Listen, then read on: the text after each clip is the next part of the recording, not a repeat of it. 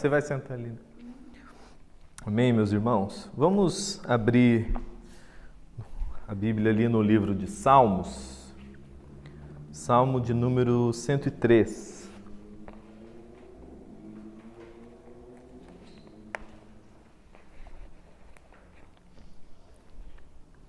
Salmo 103. Nós vamos ler alguns versículos.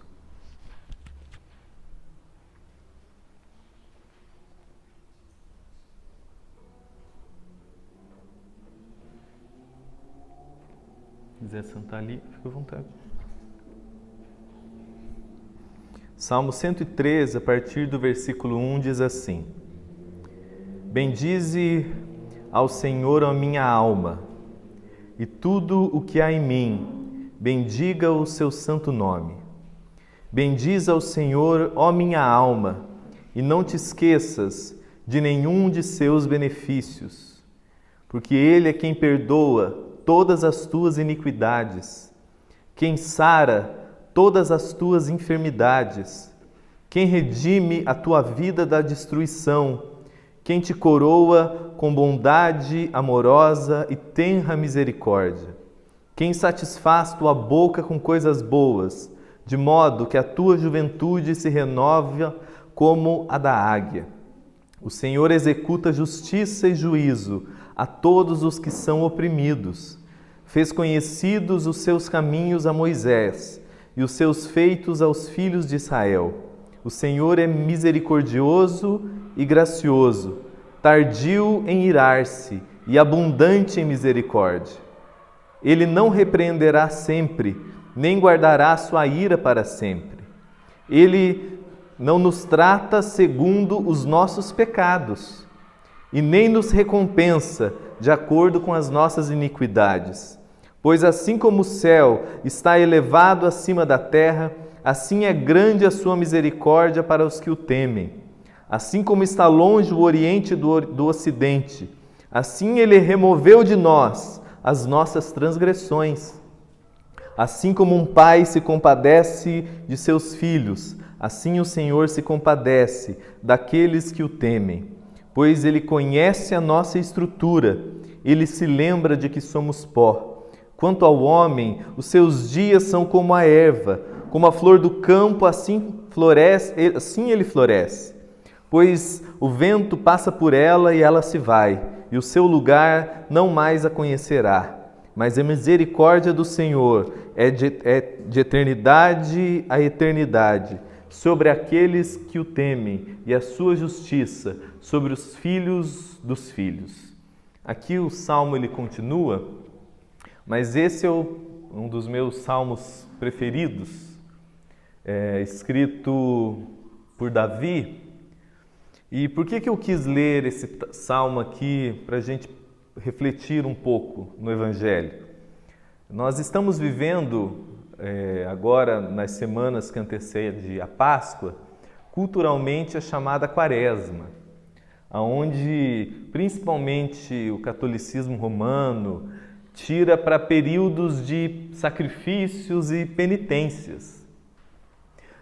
O protestantismo também, às vezes, não adere ao termo quaresma por questão religiosa, mas tem como prática de espiritualidade os sacrifícios, os ritos de penitência, aonde se acredita que pelo aquilo que eu como ou deixo de comer, pelo lugar que eu vou ou não fazer a minha oração, por aquilo que eu faço ou deixo de fazer, então eu me elevo diante de Deus. Quando você lê, quando você vai conhecendo o Evangelho, você vê que não há fundamento nenhum para esse tipo de compreensão. Ao contrário, quando você lê a carta de Paulo aos Colossenses, se você ler de Colossenses 2 inteiro, é uma completa desconstrução disso. Paulo fala, olha, uma vez que vocês foram salvos pela graça de Deus, não permitam que ninguém venha vos escravizar com aquilo que vocês comem ou deixam de comer, com aquilo que vocês bebem ou deixam de beber, com as festas que vocês praticam ou não. Ele fala porque tudo isso não tem poder contra a sensualidade que habita o coração humano. É engano nosso, é uma pretensa religiosidade, falsa humildade, mas que não serve para nada. Porque Paulo, nessa mesma carta, ele diz aos Colossenses que quando eu creio em Cristo, quando eu recebo a Cristo na minha vida, eu recebo toda a plenitude da divindade. Eu recebo porque em Cristo estava corporalmente habitado toda a plenitude da divindade. E quando eu recebo dessa plenitude. Significando dizer que por eu estar em Cristo hoje, eu não preciso de mais nada diante de Deus. Porque Cristo em mim, Ele em mim para Deus é santidade, justiça, sabedoria. Eu fui aperfeiçoado para sempre. Eu fui feito santo para sempre. Hoje e amanhã, eu não tenho, só porque eu terminei de pregar aqui, ou ao contrário disso, eu estivesse assistindo fantástico, isso não me faz mais justo do que antes, porque o que me faz justo é a cruz, é a graça de Deus. Então, a graça de Deus não se altera, Cristo não se altera. E por eu estar em Cristo, 1 João fala assim que nesse mundo nós somos como Ele. Eu fui revestido de Cristo. Então eu não preciso de mais nada nessa equação.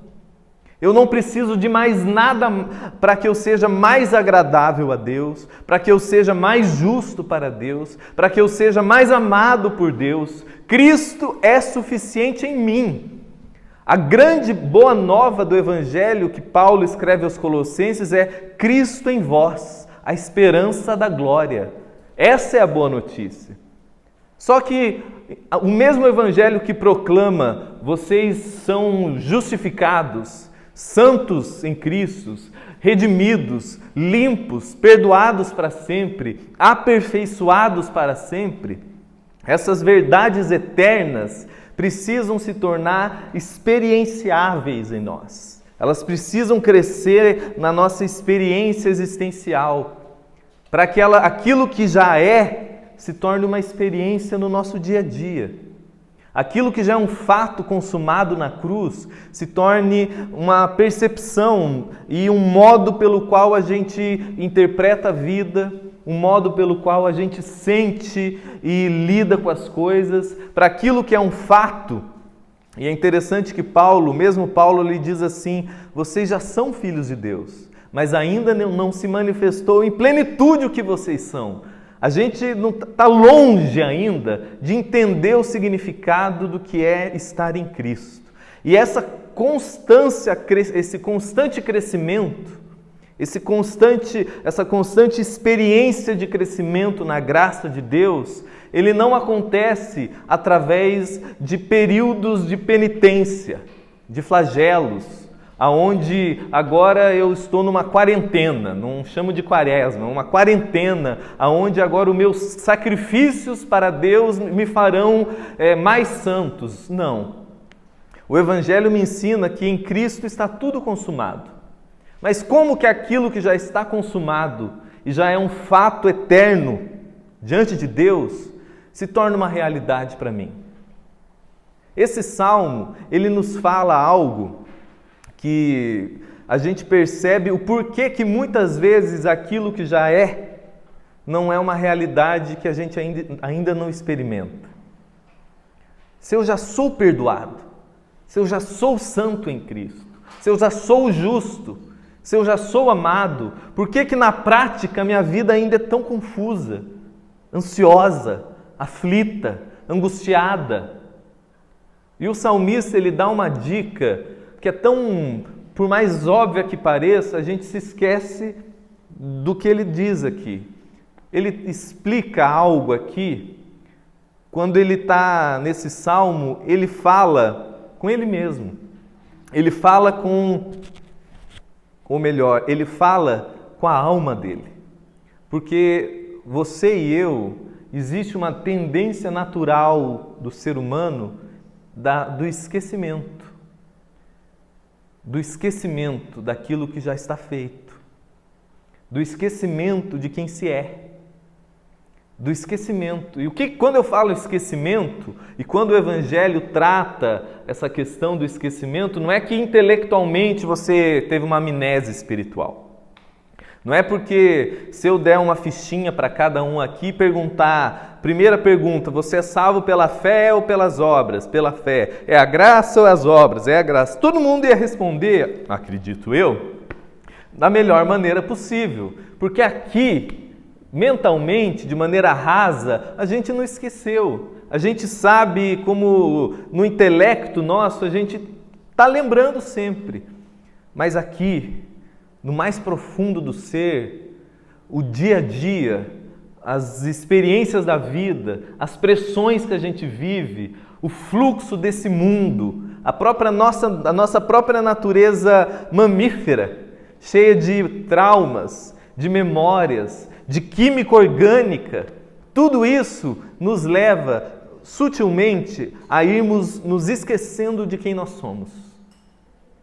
Nos esquecendo daquilo que o Evangelho diz que Deus fez por nós e que nós somos em Cristo hoje. Aí, de uma maneira mental, se você perguntar, a pessoa sabe a resposta e está certa. Mas como o coração dela processa aquilo, como o mais profundo da alma dela, ainda vai se esquecendo, vai se perdendo no processo. Um exemplo disso, para vocês entenderem o que eu estou falando, se você ler lá em 2 Pedro ele vai dizer assim no capítulo 1, ele fala, olha, eu oro para que a fé de vocês seja acrescentada caráter, virtude, que a virtude, perseverança e bondade, fraternidade, amor, para que nada disso seja vão. Ou seja, ele fala que vocês tenham uma firmeza de caráter em Cristo. Aí, na nossa mente, ele fala assim, se isso não está acontecendo, o que a nossa mente pensa? Na nossa mente hoje das teorias cognitivas comportamentais. É falta desejo, vontade, domínio próprio. Não. Pedro diz assim, porque se isso não está acontecendo dentro de vocês, é porque vocês esqueceram que vocês são perdoados. 2 Pedro 1,9, ele fala, se isso não está sendo processado na vida de vocês, caráter, bondade, amor, domínio próprio, não é uma questão de eu quero, não é uma questão só de vontade. Ele fala assim, é fácil, porque esses irmãos, ele está falando com cristãos.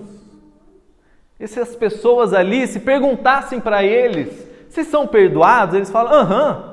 Mas aqui dentro, o dia a dia, as práticas da vida, as memórias que a gente carrega, tudo isso vai formatando a nossa alma e vai fazendo a gente esquecer, no mais profundo, da nossa redenção, do nosso perdão. E pouco a pouco a gente vai voltando a viver baseado em nós mesmos. E pouco a pouco a gente vai voltando a crer que é a gente que se banca na vida.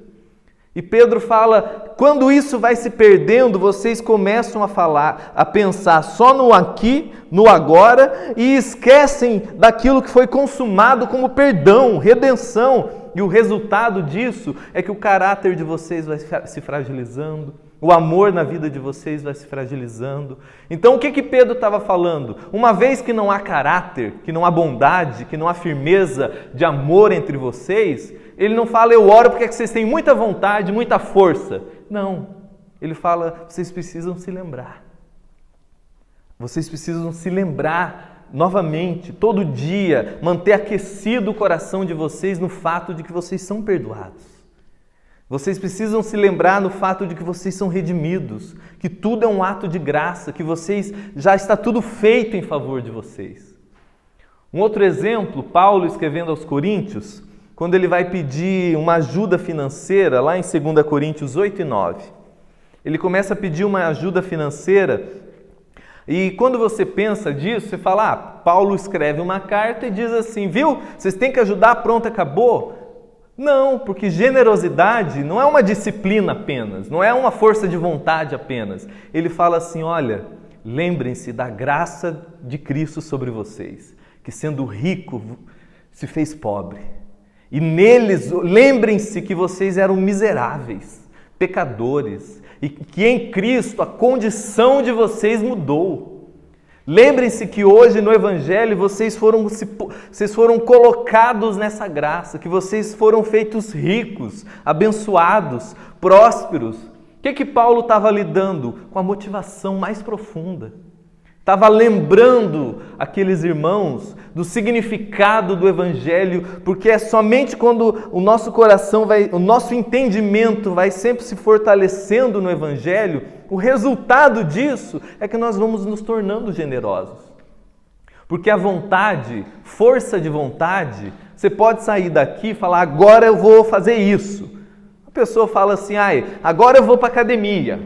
O rapaz que corta o meu cabelo, ele brincou, ele falou para mim que ligaram para ele e falaram, olha, você está querendo renovar a sua academia? Mais um ano? Ele falou, querida, o ano passado que eu paguei eu não fui 2 dias.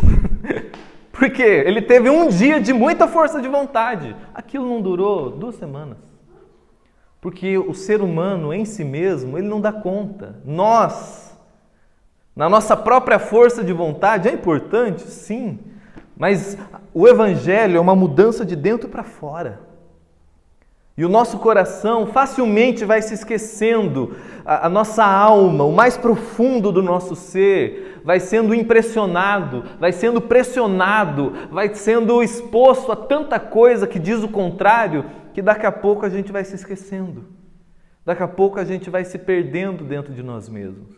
E aquilo que é um fato eterno, a nossa filiação em Cristo vai se perdendo e daqui a pouco você está inseguro, com medo, com pânico, ansioso. E o Evangelho é aquele convite a voltarmos a nos lembrar daquilo que nós somos, daquilo que Cristo fez por nós. Porque você e eu, nós temos que entender esse processo em nós. Nós temos que entender que nós, no automático, no dia a dia do automático, a nossa alma naturalmente vai se esquecer do processo. É tanta coisa, você é bombardeado por tanta informação que te coloca um fluxo de vida que se distancia daquilo que o Evangelho propõe como vida, que é a única coisa que pacifica você, que você se esquece quem você é.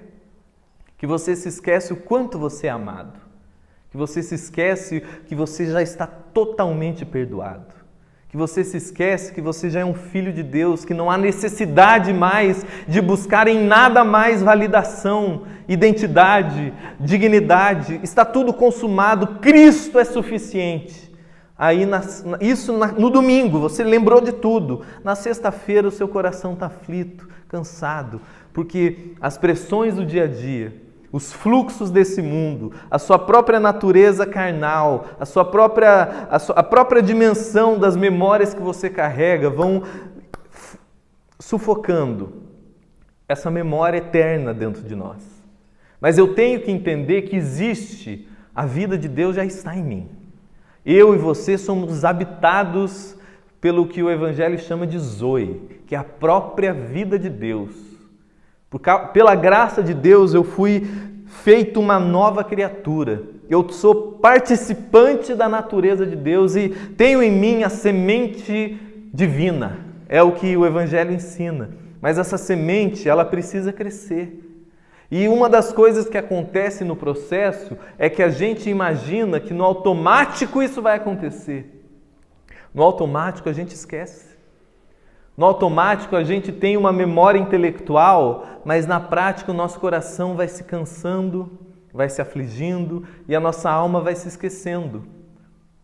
Aí, se por um lado o Evangelho não me encoraja a ter em mente práticas de barganha, de flagelo, de autocomiseração, de ritos vazios para impressionar os céus, seja quaresma, seja quarentena, seja o que for que você dê nome, o Evangelho não me encoraja a isso.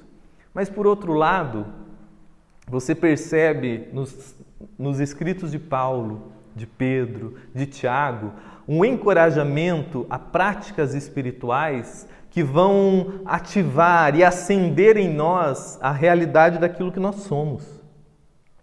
Ao contrário dessas práticas religiosas vazias e de justiça própria, de autossantificação, o Evangelho me propõe que eu tenha algumas práticas não para ser alguém para Deus, mas para me lembrar quem eu sou para Deus.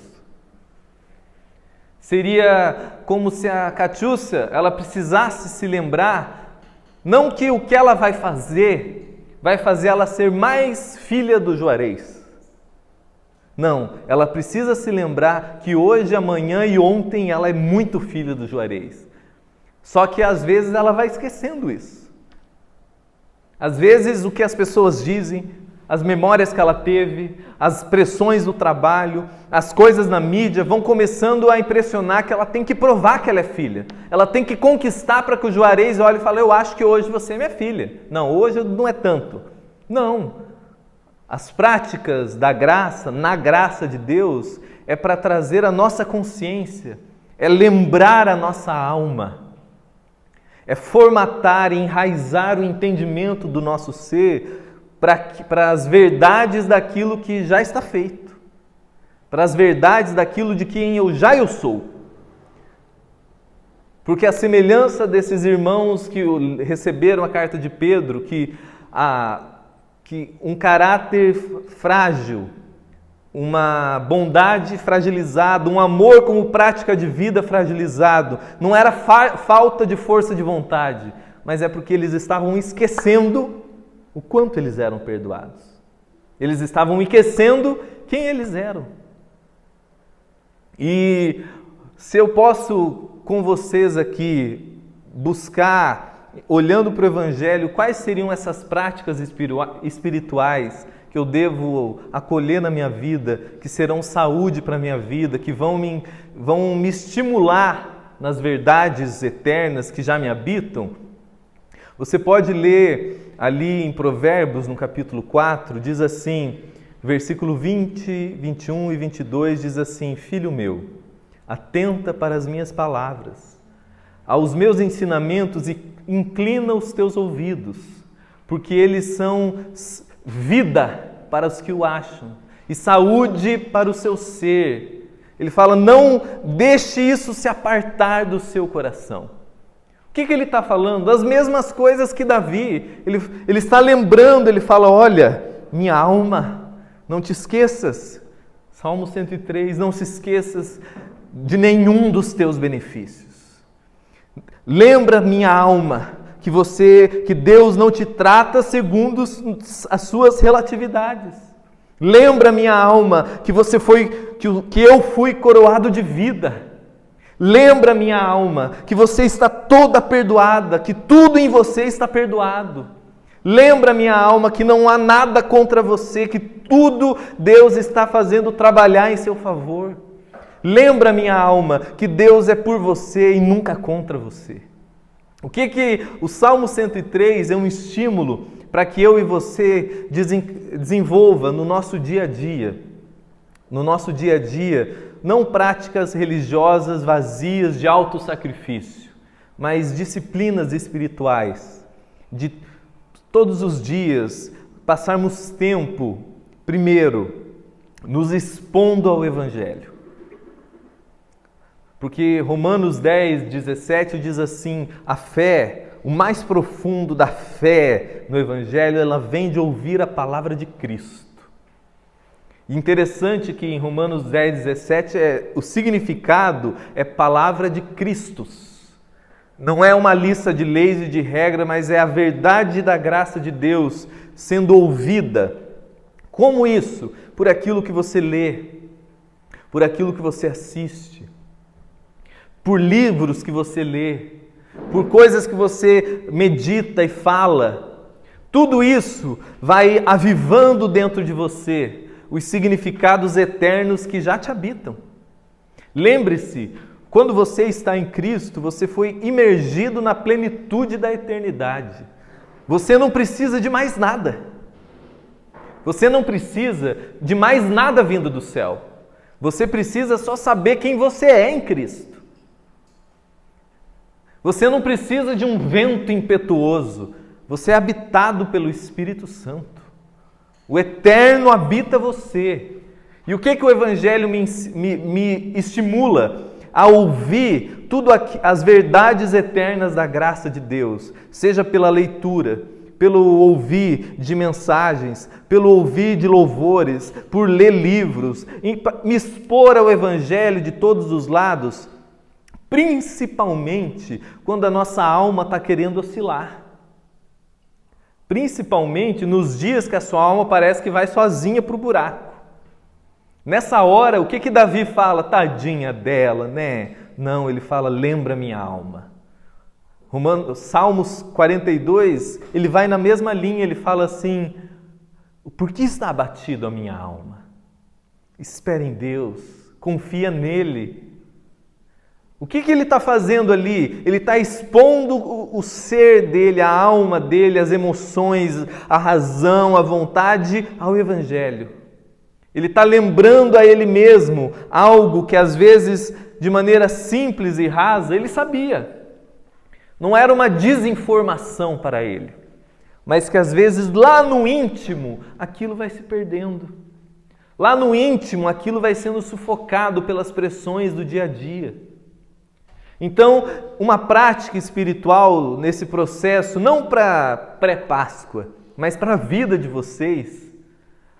O Provérbios fala assim, que quanto mais eu medito, o que é meditar? Meditar é uma prática espiritual de estar sempre se lembrando.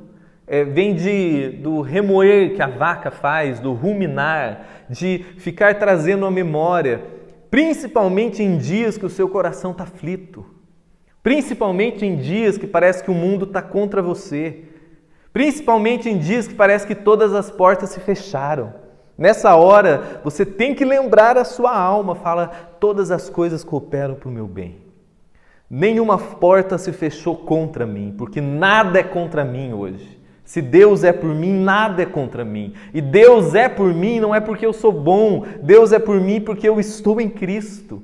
Porque Cristo é em mim. A segunda prática espiritual, além do expor-se ao Evangelho, é essa meditação. Todos os dias eu tenho por prática ler em voz alta. Às vezes eu leio, parece que o meu coração está pegando fogo. Às vezes eu leio, parece que minha alma está num cemitério. Mas por quê? Porque a minha alma é só a minha alma. Às vezes ela está toda faceirinha. E às vezes ela está bem aflita. E o que a gente precisa entender? Eu não sou as minhas emoções. Eu não sou essas oscilações, porque se eu sou guiado só pelos meus desejos, eu vou viver uma montanha russa, eu tomarei decisões equivocadas, eu vou me machucar e machucar pessoas. O que o Evangelho me estimula?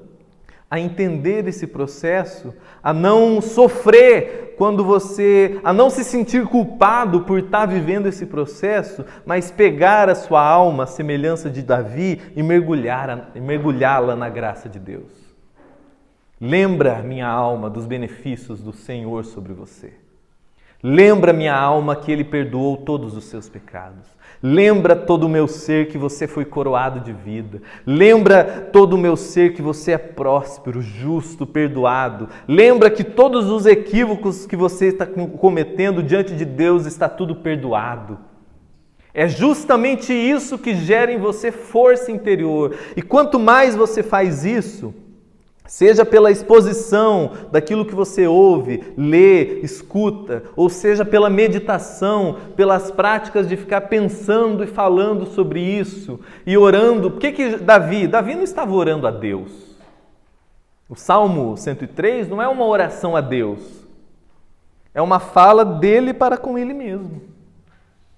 O Salmo 42 não é uma oração a Deus, é uma fala dele para com ele mesmo. E não é loucura, é um entendimento de que a natureza humana precisa ser educada na graça de Deus. Você é um filho de Deus feito para a eternidade, mas você tem um corpo de morte. E esse corpo de morte ainda tem que lidar com as implicações dessa existência, com as oscilações da sua alma. Então o que você tem que fazer? lembrar, não fazer algo para ser em Deus, mas lembrar que você já é em Deus. Lembrar que você já é amado, porque você lembrar disso quando as portas se abrem é uma delícia, você dá testemunho. E quando todas as portas se fecham? Você precisa lembrar que nenhuma porta se fechou contra você. Porque se Deus é por mim, quem será contra mim? Se a minha condenação foi sobre Cristo, essa porta fechada não é uma condenação. É tudo trabalhando para o meu bem. Isso é algo que naturalmente a gente esquece. E a gente precisa ter essa prática de exercícios espirituais, de ouvir o Evangelho, meditar no Evangelho e louvar e orar o Evangelho, até que o mais profundo da nossa alma, todos os dias, vá se aquecendo e se lembrando nas verdades que já são eternas. Por isso que Paulo, escrevendo aos Romanos, para a gente encerrar, ele diz assim: não vos conformeis, não se deixe moldar por essa era, por esse tempo, mas transformai-vos pela renovação do vosso entendimento. Entendimento é muito mais do que um pensamento. Pensar, às vezes a gente está pensando certo. Davi, obviamente, pensava bem, eu sou perdoado, eu sou amado. Mas o entendimento nosso, mais profundo da nossa alma, às vezes vai se esquecendo no processo, vai sendo sufocado pelas pressões da vida. Então, o que Paulo está propondo ali tenha como prática de vida se expor essa renovação de entendimento, para que vocês experimentem a vontade de Deus, que é boa, perfeita e agradável. Para que aquilo que já é se torne uma experiência na vida de vocês. E isso não como práticas de barganha, não. Nada que eu faça altera quem eu sou mais para Deus, porque eu sou o que sou pela graça de Deus. Mas essas práticas de exposição ao Evangelho, a meditação no Evangelho e oração e adoração do Evangelho, lembra minha alma daquilo que eu já sou em Cristo e aquece e renova o meu entendimento para que eu experimente hoje aquilo que já é um fato eterno diante de Deus. Amém, meus irmãos? Vamos orar? Pai, nós te agradecemos pela Tua palavra. Eu oro para que o Senhor abra o nosso entendimento para as verdades eternas do Teu Evangelho.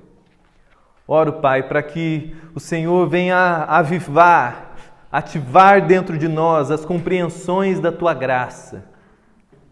Abra os nossos olhos para aquele que, todos nós, mas em especial para aquele que está aflito, confuso, angustiado, para que ele venha se lembrar do quanto ele é amado, de que ele está em Cristo, de que ele já é totalmente perdoado, redimido, justificado, abençoado, todas as sortes de bênçãos espirituais. Ele foi feito um filho de Deus, que nada mais o separa desse amor eterno, que nada mais é contra nós. Tudo, até o caos que possa nos acontecer, está trabalhando para o nosso bem. Que todas essas compreensões venham ser avivadas dentro de nós, que a nossa alma, todos os dias, venhamos expô-la à Tua verdade, ao Teu Evangelho, aquecendo-a, renovando-a, trazendo o entendimento espiritual da Tua graça, para que venhamos experimentar em nós a Tua boa, perfeita e agradável vontade. Abra os nossos olhos para essas realidades eternas. Em nome de Jesus. Amém.